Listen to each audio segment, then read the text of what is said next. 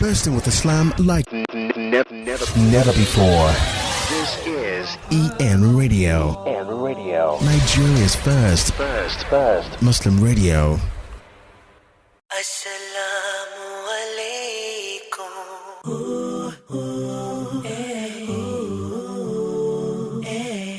You're listening to Yoruba Igbo Muslimah with Corey. Brothers and sisters of the world and all. Assalamu alaikum wa rahmatullahi wa barakatuh. You are listening to episode 7 of Yoruba Igbo Muslimah with Corey. This episode is titled Awkward Muslimah Moments / Things You Should Never Say to a Muslimah Part 2. So, Awkward Muslimah Moment number 1 million. People randomly speaking Hausa to me.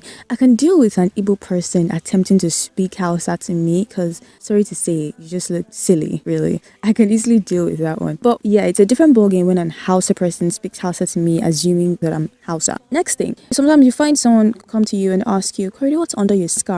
Is your hair short? Do you have molo? Do you have long hair? Do you braid your hair? What do you do to your hair? Grass grows under my scarf. Why are you asking me what I have under my scarf? What's the point of covering it anyways for you to not see the hair? Please don't ask me that question. Okay, I don't want to say I'm a hair blogger because I'm not exactly a hair blogger, but on my blog I have a few posts about hair.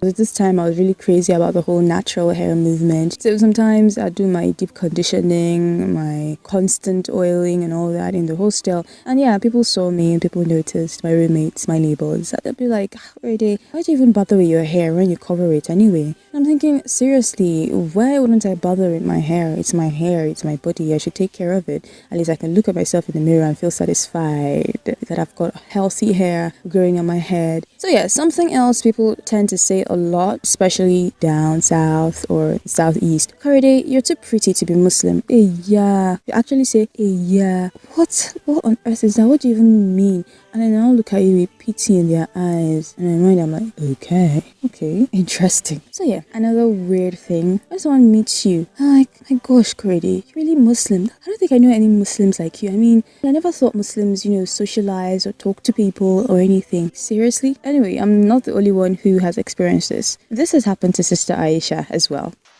Hi, assalamu alaikum. My name is Aisha aka Nanabi. One of my awkward moments was when I was actually in a radio school in Lagos and we had people from various parts of the country to come. We had Hausas, then we had people from Jos, and then we had some Eastern people, most of the Easterners are non-Muslim. And there was this guy that was in our class and we had just 2 of us that were hijabis.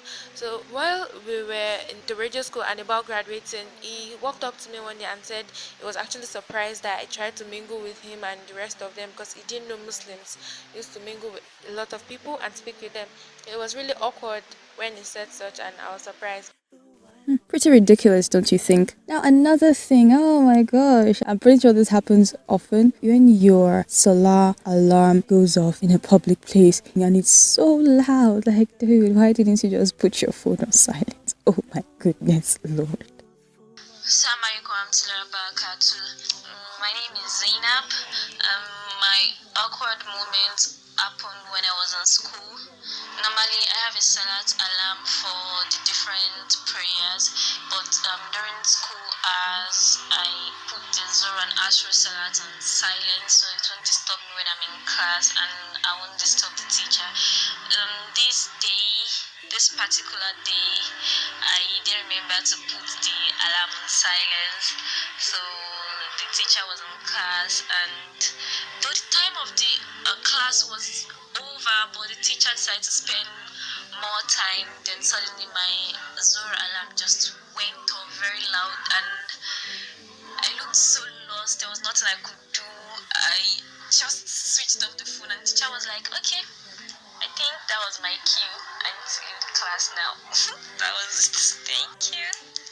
Sorry if this has ever happened to you. I'm trying to remember if this has happened to me. I don't use Salat alarms. The one that has happened to me was I was fiddling with my phone or something, and then I went to my music player and then my Quran recitation started playing and it was loud. Oh my goodness, Lord.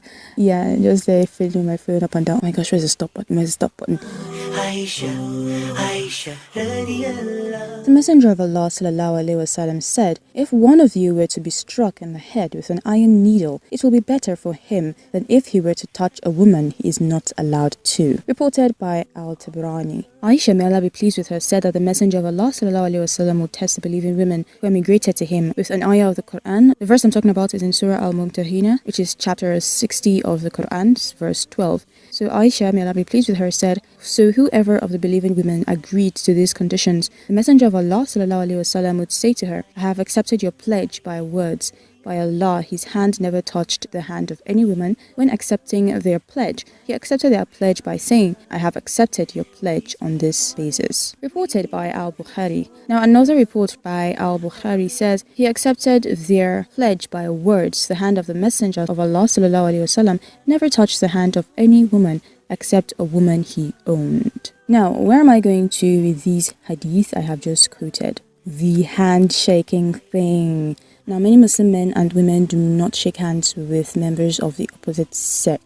And the hadith I just quoted are often cited as proof for not shaking hands with the opposite gender. But then, when you live in a Western society or a westernized society where everybody's supposed to shake hands, it gets pretty weird. Because people are coming to you to shake your hand, and you have to keep saying, sorry, I don't shake hands. I cannot remember any single one of those incidents that's super embarrassing, because every single one of them was very embarrassing. So I just basically take all those moments, lock them up in a box, and just put it somewhere in the back of my mind. Yes, again, I am not alone on this. Take a listen to what Sister Toyeebah has to say. It was when I attended a friend's wedding, and then I met a former friend of mine who is a male, and then I used to shake him back then just before I started covering up properly. Okay, then he extended his hands to me for handshake, and then I had to decline because I had stopped shaking the opposite sex, you understand? So it was really embarrassing. I felt embarrassed on his behalf, and it was so awkward because I was in the midst of so many of my friends. I had to decline because I just couldn't compromise my standard.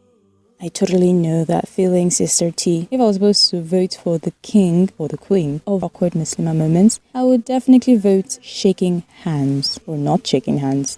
Aisha tells us what she does when she finds herself in that sticky situation.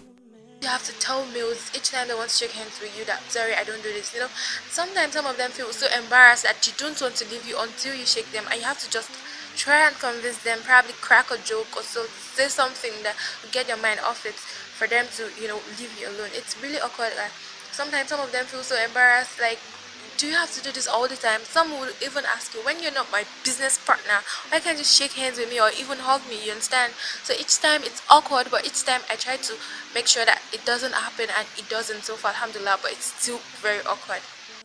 It's so crazy because, sometimes when I'm with a group of people and there's a guy or a group of guys walking toward us, and I know that the next thing they're going to do is try to shake everybody's hand, I usually just move to the back. When someone's eye jams mine, I'm like, hey, what's up? I just start waving, hey, what's up? Hi, how are you?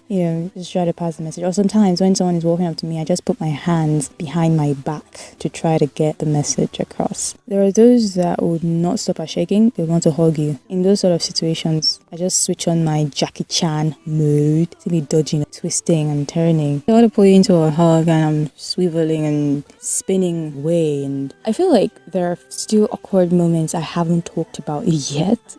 This is where I'm going to have to stop for this episode of Yoruba Igbo Muslimah. Thank you, Sister Toyeebah. Thank you, Sister Aisha. Thank you, Sister Zainab, for your feedback. I really, really appreciate it. You can keep sending in your Awkward Muslimah moments if you've got any. Just send those to my email. My email address is koredeaziz@gmail.com. Follow eNarrate on Instagram at eNarrate_revolution. Follow eNarrate on Twitter at eNarrate Radio. Also follow me on Instagram at Korede, and on Twitter at I am Korede. Korede spelled Korayday. Thank you very much for listening. I'll see you next week, inshallah. Assalamu alaikum wa rahmatullah wa barakatuh. Aisha radiyallahu anha. Aisha radiyallahu anha. eNRadio. Nigeria's first Muslim radio.